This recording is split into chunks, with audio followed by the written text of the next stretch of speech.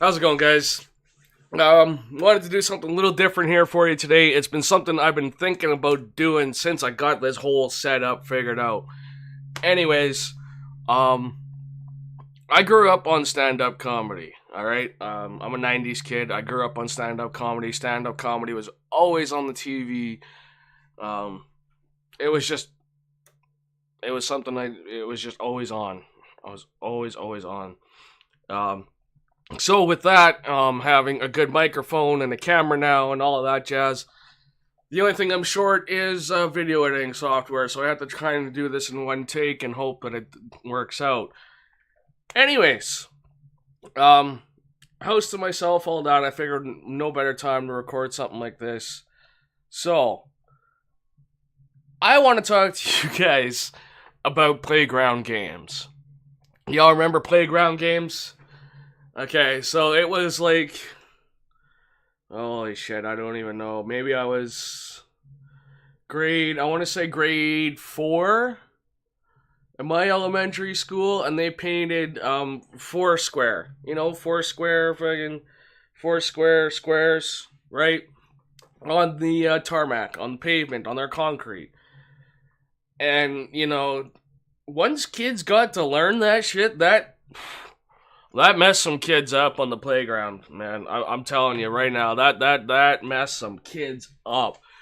Because in classic elementary school way, kids would create rules because there was the king square, which always started with the ball, and then there was the queen, and then the jack, and then, I don't know, maybe call it the jester or the joker. We'll call it the joker square.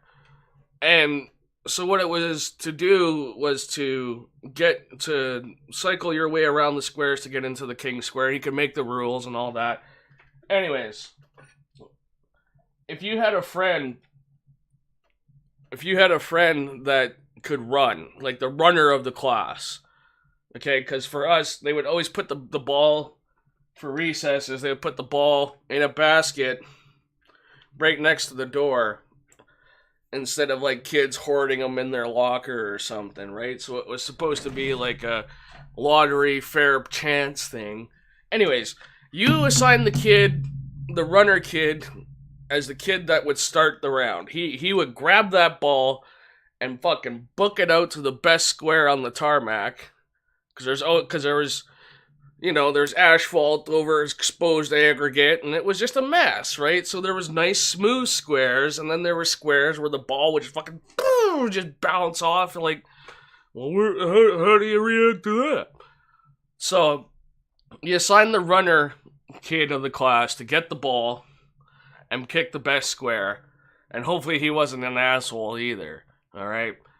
Because you'd always get that one asshole kid. Let me see if I can make enough room here. You'd always get that one asshole kid that would make the rule of something like one bounce and you're out, right? Because it was always, well, it was kind of Foursquare rules as it is. Anyways, some kids figured out they could bounce the ball on the pavement, and if they angled their leg, like their knee, kind of like this, they could bounce it on the pavement, smash their shin, and then it would fuck off into the corner of the opponent's square somewhere, not allowing you at all, or the opponent, to react to that and make a play off of it. And they would just fucking cycle kids in and out of there, man. Like say, that fucks some kids up. Some kids, you know, eventually, like, it made some kids just super power hungry, right? They're like, oh, I can create the rules. Other kids got really fucked up with that one, I'm telling you that right now. It was almost like, there's the kid in the corner, like, oh, not the Joker Square again. Not the Joker Square. You know, like there's some PTSD kids, you know, like Foursquare fucked some kids up. I'll tell you that right now. So let me know if you guys ever played Foursquare in school, or, you know, like what were your experiences with playground games, especially Foursquare, or this next game. The next game. So we got a little older. This was getting into like grade 6 and 7 now. And we always had tetherball poles, but we never had tether balls. So as we got older, they eventually found a set of tether balls that they would let us use. And right around the same time, some new kids came in and moved in. There was just the two of them. They were sisters, two sisters. So the one sister was about my age, and the other sister was, I think, a grade ahead of me. Big deal, right? But I'm telling you, in elementary school, grades and differences, that was a huge thing. Anyways, sorry, earbud users. The older sister had this crazy tactic, okay? She would get up there, and what tetherball is, if you don't know tetherball, there was a pole, and it had like a little hook on the top, like a little swivel hook or some bullshit, and there would be a tether, like a piece of cord that would run off to a ball, like a volleyball type size thing, but it was hard too, fucking hard on the outside, like fucking like 1980s, like plastic hard, you know, like ugh. Anyways, so really, I think the old school way was to slap the ball, and it was to get it to wrap around in one direction all the way up until it couldn't be, you know, until it couldn't stop wrapping anymore. It was tight to the pole. But, I mean, we never played it like that. We always played it off the tether, or, you know, like things like that. We didn't slap it. We didn't play it like the original way that tetherball was invented to be played. We had elementary school playground rules. Anyways, the older sister, I'm trying to find something. It's buried. I'm trying to find something that would make sense. Something like this. We'll just borrow this for a second. Say this was the tetherball pole, alright? See, if I had a mic stand, like a real stand-up comedian, I could use that.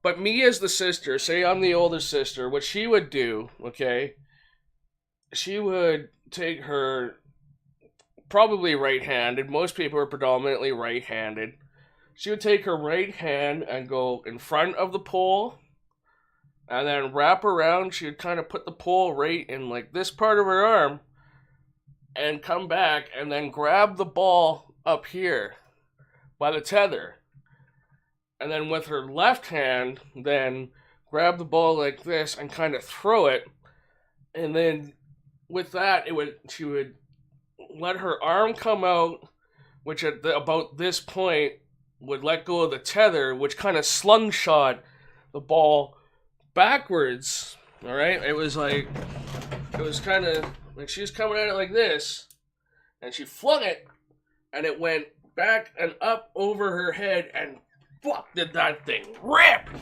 Like, I don't know if y'all ever seen Mad Max. Okay. And at that point in my life, I had seen Mad Max, the one with the feral child, right? And in Mad Max, see, now if I had a video editor, I could just like, boop, clip in the little frame from the movie that I'm talking about right here, and it would be fucking fantastic. But I don't have that.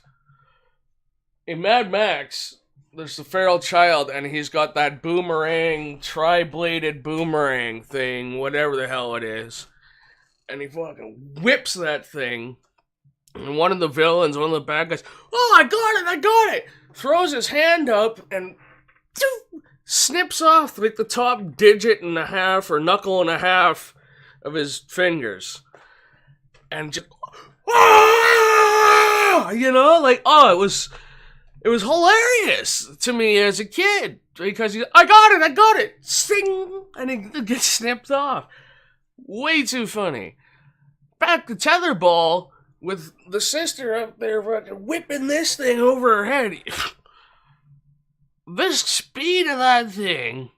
It reminded me of the feral kid from Mad Max with that boomerang thing, you know? Like, I was no...